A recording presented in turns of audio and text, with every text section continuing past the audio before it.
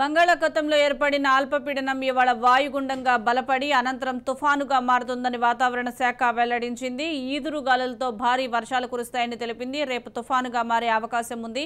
ఈ నెల 5న నెల్లూరు, మచిలీపట్నం మధ్య తీరం దాటే అవకాశం ఉందని వాతావరణ శాఖ తెలిపింది. కోస్తా, రాయలసీమ జిల్లాలకు భారీ వర్ష సూచన చేసింది. ప్రకాశం, నెల్లూరు, తిరుపతికి ఎల్లో అలర్ట్ ఇవ్వగా రేపటి నుంచి 3 రోజుల పాటు ఏపీ వ్యాప్తంగా వర్షాలు కురుస్తాయని వెల్లడించింది. దీంతో వరి రైతులు దిక్కుతోచని స్థితిలో పడ్డారు.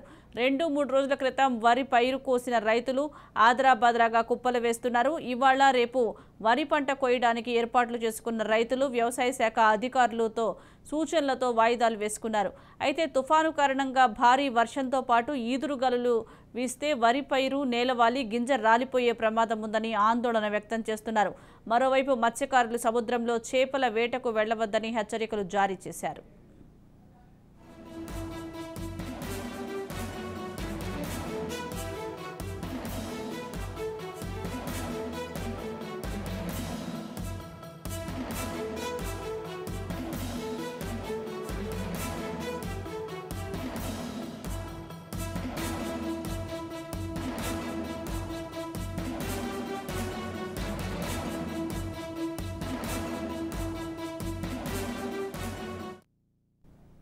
దీనికి సంబంధించి మరింత సమాచారం మా ప్రతినిధి శ్రీరామ్ అందిస్తారు. శ్రీరామ్, చెప్పండి. బంగాళాఖాతంలో ఏర్పడిన అల్పపీడనం వాయుగుండంగా బలపడి తుఫానుగా మారే అవకాశం ఉన్నట్లుగా తెలుస్తోంది. ఏపీలో చాలా జిల్లాల్లో వర్షాలు పడే సూచనలు కూడా ఉన్నట్లుగా తెలుస్తోంది. పూర్తి అప్డేట్స్ ఏంటి?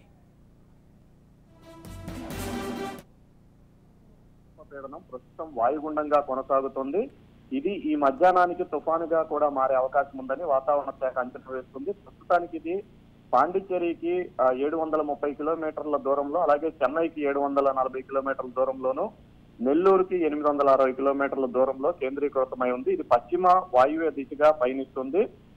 ఈ మధ్యాహ్నానికి తీవ్ర వాయుగుండంగా మారుతుంది. రేపు తుఫానుగా బలపడుతుందని వాతావరణ శాఖ చెప్తుంది. ఆ తర్వాత ఇది వాయువ్య దిశగా పయనించి 3వ తేదీ నాటికి నెల్లూరు, మచిలీపట్నం మధ్యలో తీరం దాటేందుకు అవకాశం ఉందని భావిస్తున్నారు. మొదట ఈ తుఫాను ఏర్పడిన సమయంలో ఏపీ పైన పెద్దగా ప్రభావం ఉండకపోవచ్చునని వాతావరణ శాఖ అధికారులు అంచనా వేశారు. అయితే అందుకు భిన్నంగా ఇది ఏపీ వైపుకే దూసుకొస్తూ ఉండటంతో ప్రభుత్వం కూడా అప్రమత్తమైంది. ఇక ఈ నెల 4వ తేదీన విశాఖ కేంద్రంగా నేవీ డే కూడా భారీ ఎత్తున నిర్వహిస్తారు. ఈ ప్రోగ్రామ్ ను కూడా క్యాన్సిల్ చేస్తున్నట్లుగా నేవీ అధికారులు ప్రకటించారు.